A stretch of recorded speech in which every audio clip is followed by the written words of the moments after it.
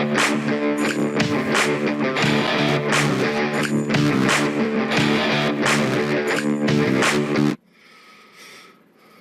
we've found another bathroom to work on.